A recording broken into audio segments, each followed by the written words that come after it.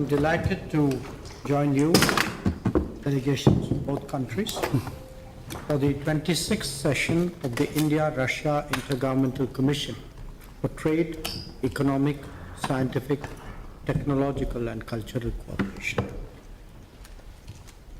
We are meeting here after about 10 months since the last session in November 2024 in New Delhi. And I think this is perhaps the shortest intervals between two sessions that we've ever had.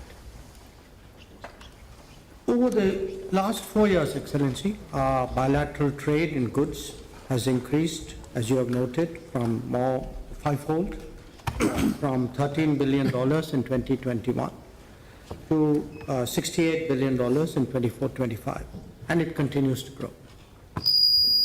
However, a major trade balance has accompanied the growth. It has increased from 6.6 billion to 58.9 billion, which is about 9 times. So we need to address that urgently.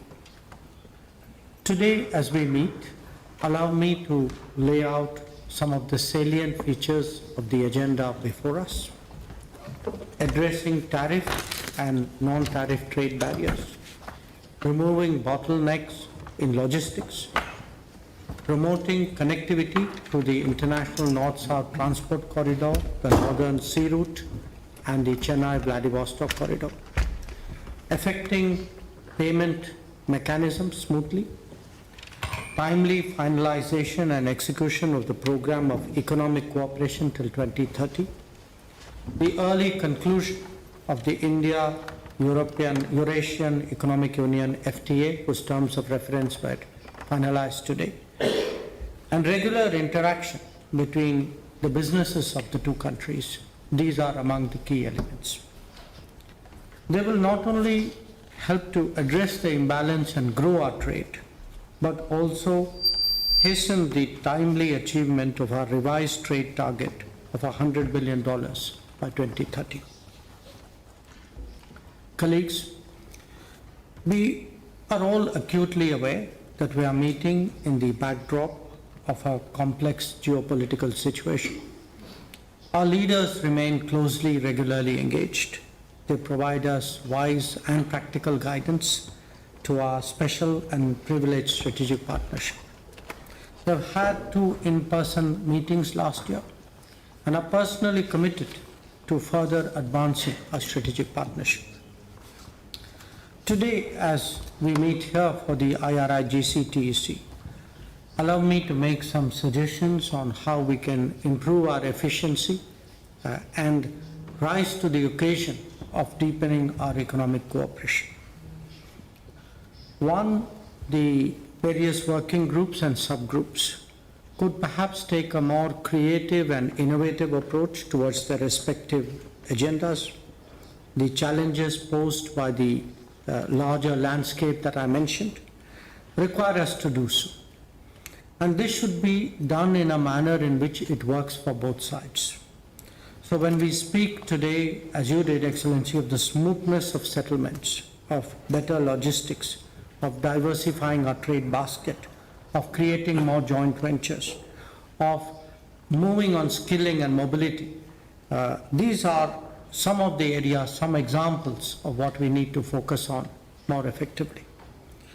Second, we should continuously diversify and expand our agenda through mutual consultation. It should help to tap into the full potential of our trade and investment ties. We should not get stuck on the beaten track.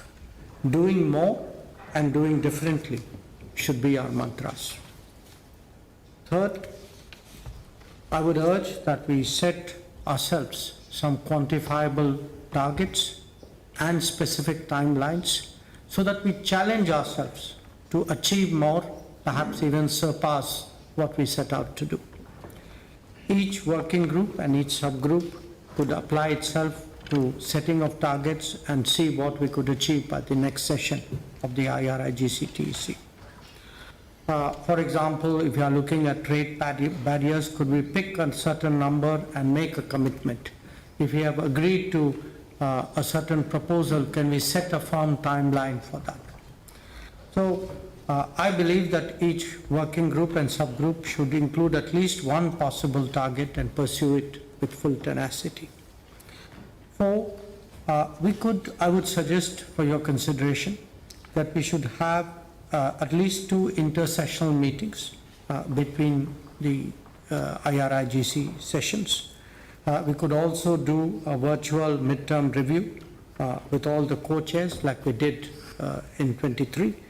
It will certainly help us to take corrective measures and come up with adjustments which are required.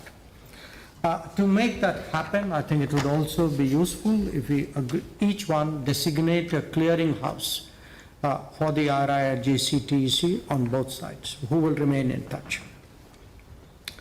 Finally, we will be, after this meeting, going on to a business session, and I would suggest for your consideration that we could have a coordination mechanism between the business forum and the different working groups of the IRIGC, so that there is a two-way flow between people in the business world and people in the policy world.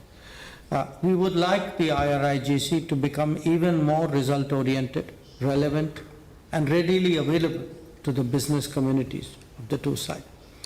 So allow me to conclude by recalling that the IRIGC is a key mechanism to prepare for the annual summit which we expect to hold at the end of this year.